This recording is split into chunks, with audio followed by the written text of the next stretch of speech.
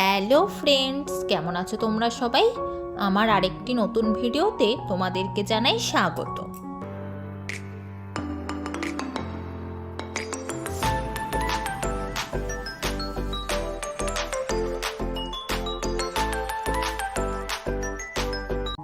সুন্দরবনে আজকে আমাদের দ্বিতীয় দিন। বলতে পারো আজকে আমরা সুন্দরবনের সাইট সিন দেখতে যাব। তার জন্য সকাল সকাল রেডি হয়ে নিয়েছি। 8টার সময় লঞ্চ ছাড়বে বলেছে। এই হলো আমাদের রিসর্টের ফ্রন্ট এরিয়াটা। আর ওই বিল্ডিংয়ের দোতলার রুমেই কালকে আমরা রাত কাটিয়েছিলাম।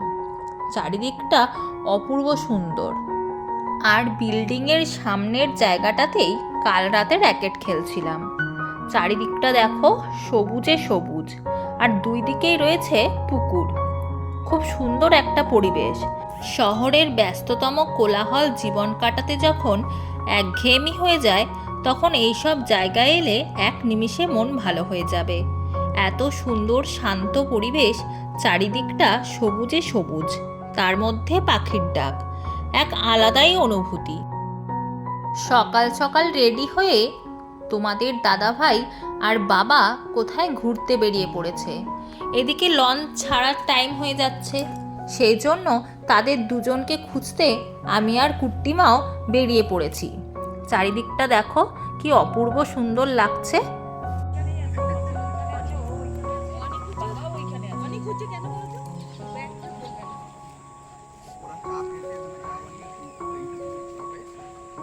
অনেকটা হেঁটে যাওয়ার পর একটা দোকানে বাবাকে খুঁজে পেলাম। এখানে গেটের ওপর আবার বাঘটাকে দেখেছ বাবা? গেটের ওপর বাঘ। এইরকম পরিবেশে এসে আমার থাকা দরকার। হ্যাঁ, এটা একটা তো জল নেই। তুমি লঞ্চে চলো, দিয়ে থানকুনি পাতা খাবে। বাবাকে কি তুমি বিস্কুট দিয়েছিলে? তোমার পিছন পিছন আসছে। বাবা আবার যেখানেই ঘুরতে যায় সেখানকার স্থানীয় বাসিন্দাদের সাথে কথা বলে সব কিছু জানার চেষ্টা করে। বাবার মুখেই সেই গল্প শুনছিলাম। যখন বড় বড় ঘূর্ণিঝড়গুলো হয়, তখন এখানকার মানুষদের কতটা অসুবিধার মধ্যে জীবনযাপন করতে হয়। কালকে রাতের অন্ধকারে কোনো কিছুই দেখা যাচ্ছিল না, অথচ দেখো এখানে কি সুন্দর সব শালুক ফুলগুলো ফুটে আছে।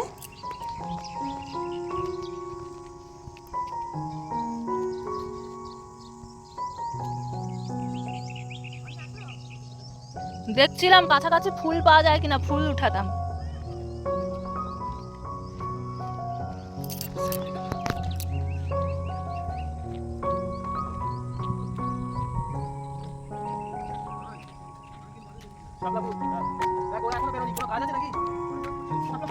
হ্যাঁ, দেখলাম, সুন্দর লাগছে বেশ।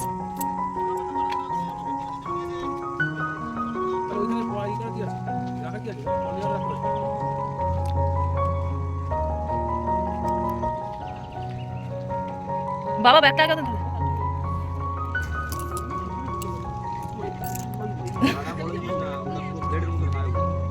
কোনগুলো? ওগুলো কি? ওগুলো কি? হ্যাঁ, ও হ্যাঁ হ্যাঁ। তুমি ওখানে উঠে বাবা দেখো, ঝুঁকতে পারবে না, ঝুঁকতে পারবে না। আগে ওঠো, নাও আগে ওঠো। খুব সাবধান কিন্তু এখানে। হ্যাঁ, ওই ডাইনো পিসি কোথায় গো? হ্যাঁ নামবো একটু, ওটা নেমে যাক, কারণ স্লিপ না গিয়ে ওখানে দাঁড়াবো না।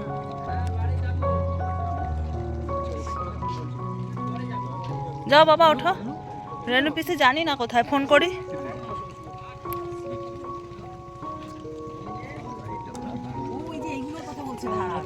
চলো এগাও, এগাও মা। পুরো কাদা তো।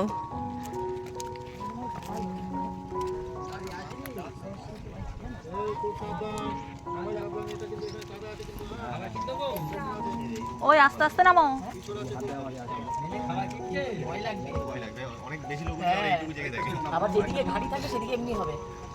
চলো ও ওটা রেখে দিয়ে। লঞ্চে সবাই উঠে পড়েছি আর ছেড়েও দিয়েছে। যে যার ইচ্ছে মতো জায়গা পছন্দ করে দুদিকে ভাগ হয়ে বসে পড়েছি। তবে প্রচণ্ড ঠান্ডা হাওয়া দিচ্ছে, কান্না ঢেকে বসা যাবে না। সকালের হালকা রোদটাও বেশ ভালো লাগছে।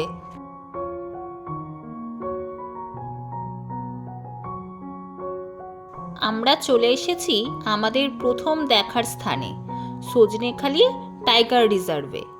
আমরা একে একে লঞ্চ থেকে নেমে পড়লাম, আর সবার আগে রয়েছে আমাদের লঞ্চেরই গাইড গণেশ। আলাদা কোনো গাইড নেই, সেই আমাদের পুরো জায়গাটা ঘুরে দেখাবে ও গাইড দিয়ে আবার লঞ্চে ফিরিয়ে নিয়ে আসবে। তাই তাকে অনুসরণ করেই আমাদের চলতে হবে। তো চলো এখানে কি কি আছে আমিও দেখি, আর সাথে তোমরাও দেখতে থাকো। তো প্রথমে ঢুকতেই বাঘ মহাশয় হাত জড়ো করে আমাদের স্বাগত জানাচ্ছে। তারপর ডান দিকে যে ঘরটা দেখতে পাচ্ছ, এটা পারমিশন করানোর ঘর, যে আমরা কতজন এসেছি, তো সেই কাজটা গণেশই করে নিয়েছে। আমরা একটা লঞ্চে 32 জন মতো ছিলাম। এখন চলে এলাম একটি বড় জলাশয়ের কাছে। প্রথমে কিছুই দেখতে পাচ্ছিলাম না, পরে দেখলাম যে ওখানে অনেক কচ্ছপ রয়েছে।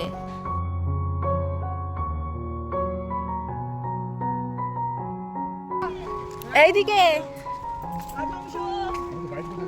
ওই তো গণেশই গাইড।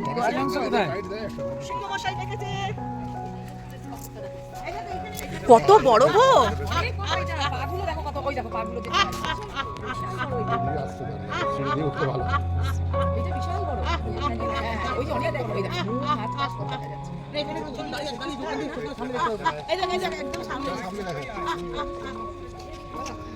তুমি এরকম হাঁটি হাঁটি নিয়ে চলে গেলে হবে? তো ও সামনের দিকে আসছে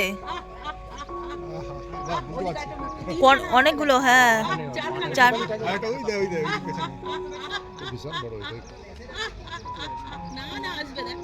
ও ঘুরে গেছে।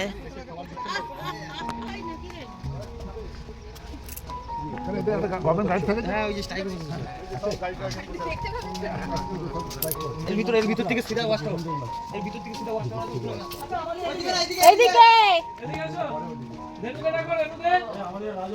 মা কোথায়?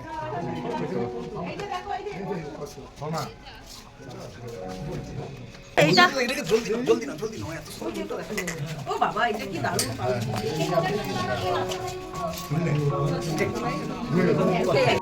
একটি ঘরের ভিতর ঢুকতেই দেখতে পেলাম অ্যাকোরিয়ামের মধ্যে রাখা বিশাল আকৃতির দুটি কচ্ছপের। তারা আবার ফটো তোলার জন্য একদম পারফেক্ট পোজ দিচ্ছে।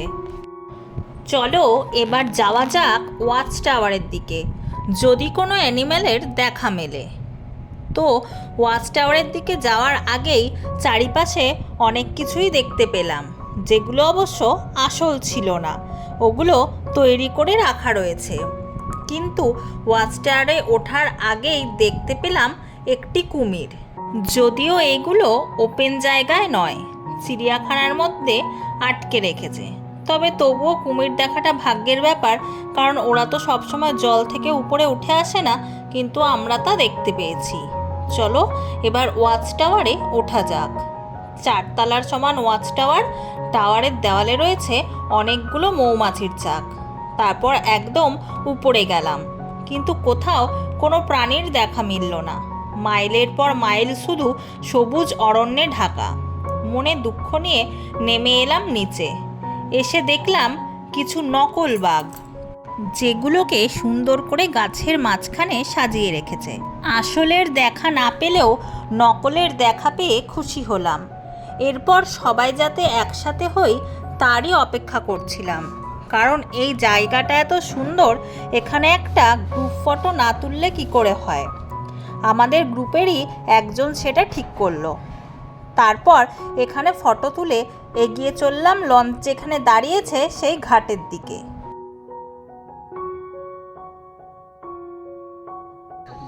এটাকে নাও, বাচ্চাটাকে নাও। নিচি তুমি যেও না সামনে। মারবেন গণেশ আমাদের এত তাড়াতাড়ি নিয়ে এলো, দিয়ে লঞ্চ আসেনি। ফ্ল্যাশ লাইট জ্বলছে। এই বাদুগুলো এরকম দেখাচ্ছেন কেন? What is this? বাদুগুলো এরকম দেখাচ্ছেন। জানি না মা তো এখানটা আসো না। এই যে লেজটা নড়ছে, এই যে লেজটা, এই যে লম্বা লেজটা শিকড়ের মতো, ওই যে উঠালো। দেখি ভাই একটু সাজো। এই যে হ্যাঁ হ্যাঁ, ওই যে মুখটা, ওই যে মুখটা। হ্যাঁ। এই কুমিরও হতে পারে। না না না না কুমির না, ওটা গোসা। কুমিরের মুখ ওরকম হয় নাকি?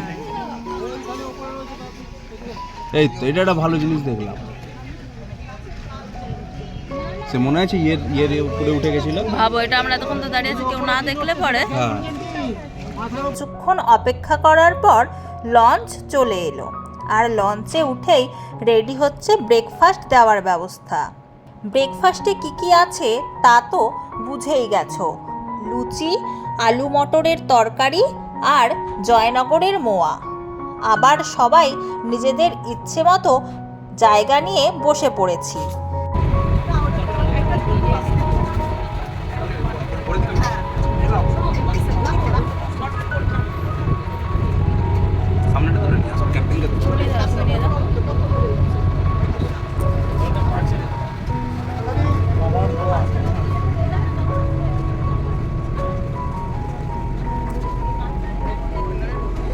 আমাদের ক্যাপ্টেন।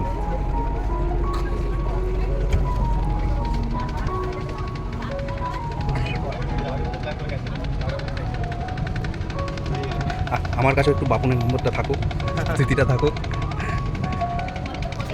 এগুলো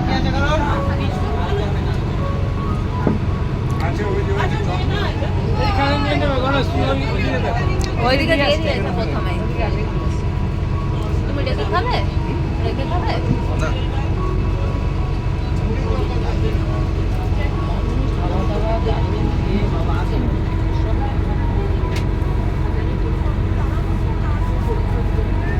সবাই গল্প করতে করতে খাওয়া শুরু করে দিয়েছে। চলো আমিও খেয়ে নেই। প্রথমে একটা জায়গা তো ঘোরা হয়ে গেল। এবার আমরা আমাদের দ্বিতীয় গন্তব্যস্থলে পৌঁছে গেছি, যার নাম সুদর্ণখালি বিট। আর লঞ্চ থেকে নামার আগে বলা হচ্ছিল যারা বয়স্ক আছেন, হাঁটতে পারবেন না, তারা নাও যেতে পারেন। ঢুকতেই রয়েছে সুন্দরবনের পূজনীয় দেবী বাগদেবতা ও মা বনবিবির মন্দির। কেন এই দেবীকে সুন্দরবনের বাসিন্দারা পুজো করেন তা এই বোর্ডে লেখা আছে। আসলে সুন্দরবনে বাঘ দক্ষিণ রায় নামে দেবতা বলে প্রচলিত এবং পূজিত। এখানে বাগদেবতা দক্ষিণ রায়ের পূজার সাথে সাথে বাঘের আক্রমণে রক্ষা করতে হিসেবে বনবিবির পূজা করা হয়। জেলে ও অন্যান্য প্রজাতির মানুষেরা জঙ্গলে মাছ ধরতে ও অন্যান্য সামগ্রী সংগ্রহ করতে যাওয়ার আগে ভক্তি সহকারে বনবিবির পুজো দেয়। হিন্দু ও মুসলমান দুই ধর্মের মানুষেরাই বিভিন্নভাবে তার পূজা করে থাকে। প্রচলিত ও বিশ্বাস আছে যে ভক্তি সহকারে এই দেবীর পুজো করে গেলে জঙ্গলে বাঘের আক্রমণ হয় না। এই দুই দেবদেবী ছাড়াও সুন্দরবনে মা নারায়ণী, কালুখা ও গাজী সাহেবের পুজো করা হয়। আসলে এইখানে বয়স্কদের এই কারণে আসতে বারণ করছিল, কারণ এখানে সেরকম কিছু দেখার নেই, শুধু বিভিন্ন ধরনের গাছপালা রয়েছে। যারা অবশ্য এইসব নিয়ে পড়াশোনা করেন বা রিসার্চ করেন তাদের জন্য খুব ভালো এই জায়গাটা, কারণ অনেক কিছু জানা যায়।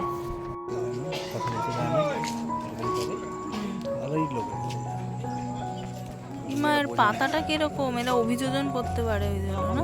নিচের ভিতরে ইয়ে দেয়, লবণাত্মক। লবণাক্ত। এই যে গোল নিপা। পাতার গাছ, এইটা গোল পাতা, নিপা পাম। ইংলিশ নাম দিয়েছে গোল গোল পাতা, কিন্তু পাতা। পাতাগুলো লম্বা। হ্যাঁ, মানুষ কোথায়? হ্যাঁ, চলো আর নেই, ওদিকে বোর্ড লাগানো।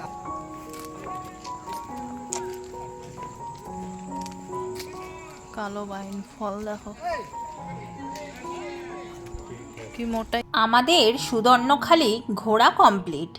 এইখানেও ওয়াচ টাওয়ার ছিল, তবে কোনো বন্যপ্রাণী দেখা যায়নি। এবার আবার লঞ্চে করে যাব অন্য এক জায়গায়। এখানে বসবে, ঠান্ডা লাগবে। আচ্ছা বসো বসো বসো। আমি বসতে রাজি আছি তোমার সাথে। এই গার্ডটা না, এই গার্ডটা তাহলে ফোন করার চান্স পাবে না। আমাদের লঞ্চ সুধর্ণখালি থেকে ছেড়ে দিয়েছে। এখন আমরা একটি খালে প্রবেশ করছি। তবে এখন জোয়ারের সময় চলছে, আর এই সময় বন্যপ্রাণীর দেখা সহজে পাওয়া যায় না, কারণ জোয়ারের ফলে জঙ্গলের অনেকটা ভিতর পর্যন্ত জল ঢুকে যায়। তবে আশা করা যাচ্ছে জোয়ার আর কিছুক্ষণ, তারপর ভাটা পড়লে কিছু প্রাণীর হয়তো দেখা যেতে পারে। আমরা জলে ভ্রমণ করতে করতে ভাটার সময় হয়ে গেল, আর তার কারণেই দেখা পেলাম কয়েকটি হরিণের। আসো জলদি, আস্তে আস্তেই তো পালিয়ে।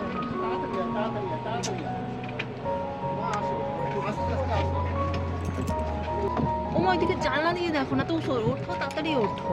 তোমাকে কখন ডাকলাম? 3টে 4টে সবার চিল্লানো শুনে বুঝতে পারছি যে কিছু একটা দেখা যাচ্ছে। আরে জানলা দিয়ে দেখতে হবে, ভগবান এতক্ষণ লাগে আসতে। 4টে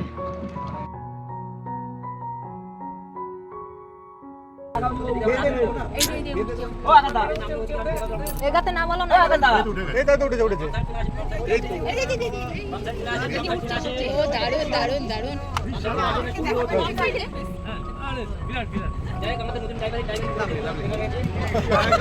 একদম একদম, থ্যাংক ইউ। বাহ সুন্দর, কি সুন্দর।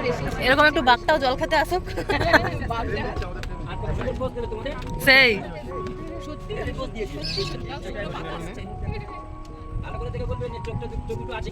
আছে আছে আমি আর দেখতে পাচ্ছি না। ভালো করে দেখে বলছি। হ্যাঁ ও তোমার পোষা মাল আছে। এই প্লাস্টিকে ছাড়ুনি তো, অনিরুক্তি করতে গেছে না তো। এত না পারফেক্ট। ও সেই সেই সেই একটু সামনে চল, একটু সামনে চল। চোখ না সেটাও জানি, তারপরে যে বলো। আরে এই মালটা চেনা আছে নাকি? এই নাকি নাকি হ্যাঁ সেটা তো অভিজ্ঞতা কথা বলছি।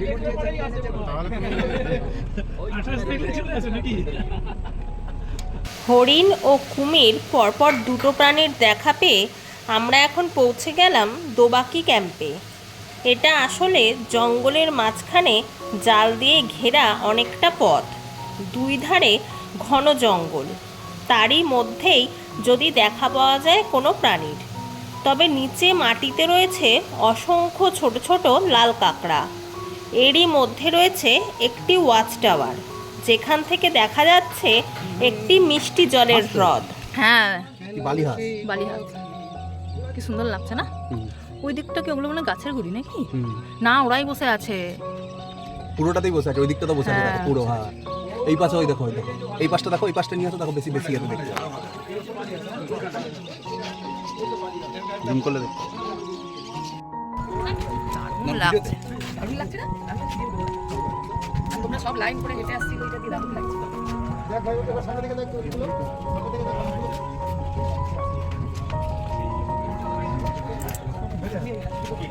এরপর ওয়াচ টাওয়ার থেকে নেমে আরও একটি জলাশয়ের দেখা পেলাম, যেইখানে ছিল অনেক বড় বড় সাইজের কচ্ছপ। একটা আবার মুখ উঠিয়ে দেখছে, ঘাড় উঠিয়ে দেখছে। তাড়াতাড়ি ডাকো না ওদেরকে, তাড়াতাড়ি ডাকো।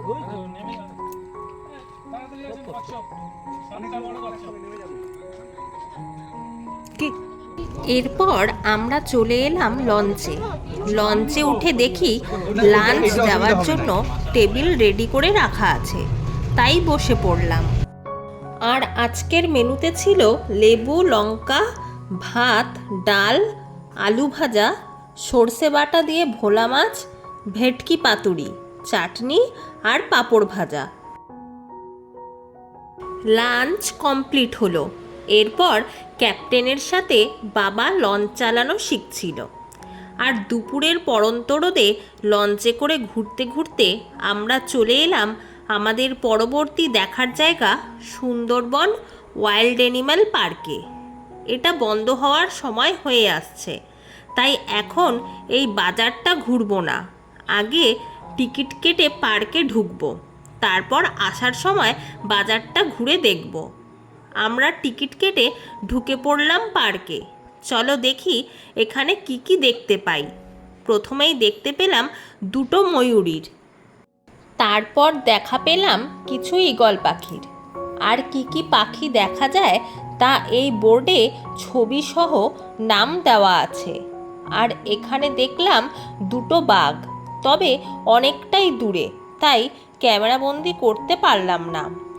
আর তেমন কিছু নেই এই পার্কে, তবে দেখো কি সুন্দর সুন্দর সব ফুল ফুটে রয়েছে।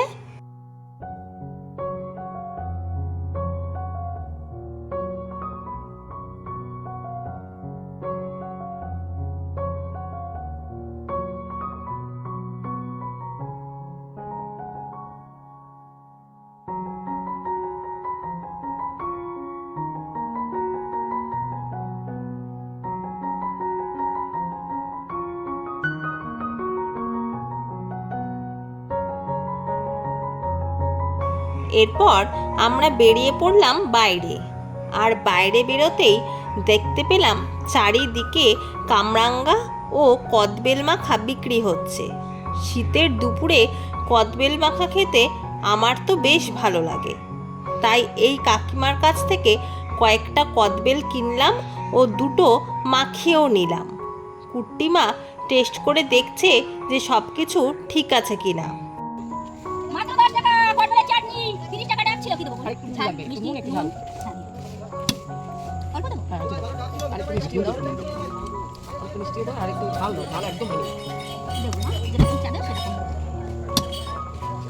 নুন মিষ্টি ঝাল সব কিছুই একটু কম ছিল, তাই ওগুলো দিয়ে ভালো করে মেখে ফাইনালি আমাদের হাতে চলে এলো কদবেল মাখা।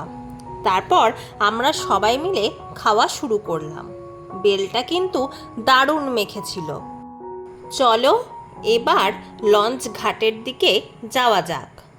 আর দুই ধারে রয়েছে অনেক দোকান। আমার এই সফট টয়েসগুলো বেশ পছন্দ ছিল, তবে প্রচুর দাম বলছে, তাই আর কিনলাম না। এরপর চলে এসেছি ঝড়খালি ফেরিঘাটে, আর এইখান থেকেই আবারও উঠে পড়লাম লঞ্চে। আজকে আর দেখার মতো জায়গা কিছু নেই। বিকেল পেরিয়ে সন্ধ্যা নেমে এসেছে, চারিদিক ঘন কালো।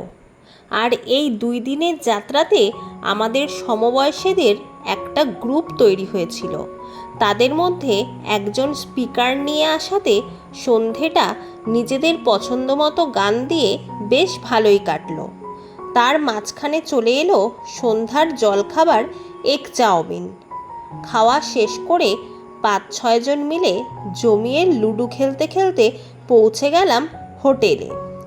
চলো ফ্রেশ হয়ে আবার দেখা হচ্ছে।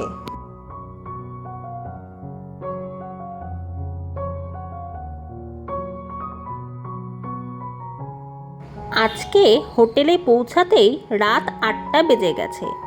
তারপর ফ্রেশ হয়ে সবাই চলে এসেছি র্যাকেট খেলতে।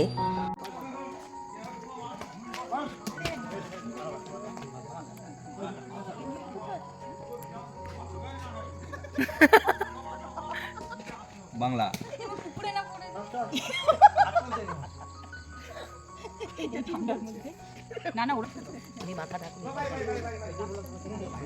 বাবা এই সামনেটা এসে একটু বসো তো।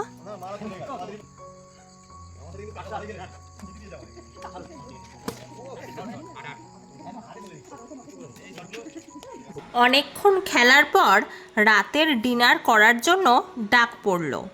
সবাই চলে এলাম বড় হল রুমে।